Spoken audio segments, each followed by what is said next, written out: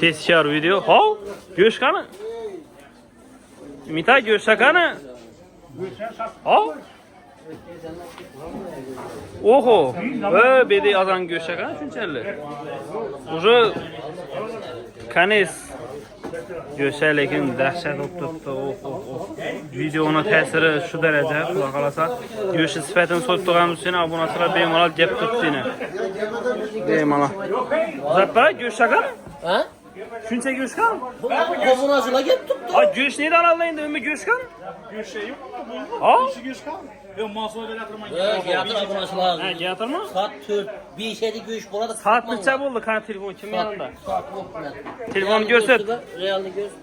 Telefon soatini ko'rsat. Xalq ko'rsin buni. Va telefon ham bir. Tak, 11 dan 10 minut o'tdi. 11 dan 10 minut o'tdi. Go'sht o'zi yo'q. Yarmarchi kanes.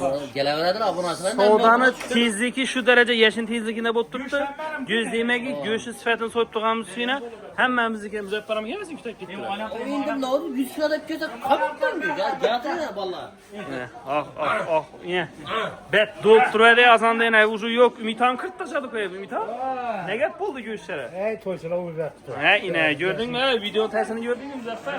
Layqamanglar. Video Sifat go'sht qoldi. Xudo xolasa yana ey Malades gap bo'lsin mumkin emas. Bugun вообще sensatsiya bo'lib ketdi. Yarmarka tarix yo'q. Ava yarmarka tarixida mumkin emas shu vaqtgacha bo'lmagan sensatsiya bo'lib ketdi o'sum go'shtda. Bahani sindirib tashladik o'sum 88 million ne daba? Ne daba Muzaffar? 7 ziriklar ketdi rafta. Yine azonga aksiyalarga Lekin men pochkira tutdi al. 2 kilogramga bir pochki ketdi. Go'sht yatırgaz xudo xolasa endi natijalari qo'shib beramiz. Hadi görüp kuzat qarorasini xudo xolasa savdo avjida gap bo'lishi mumkin emas. Hammaga rahmat.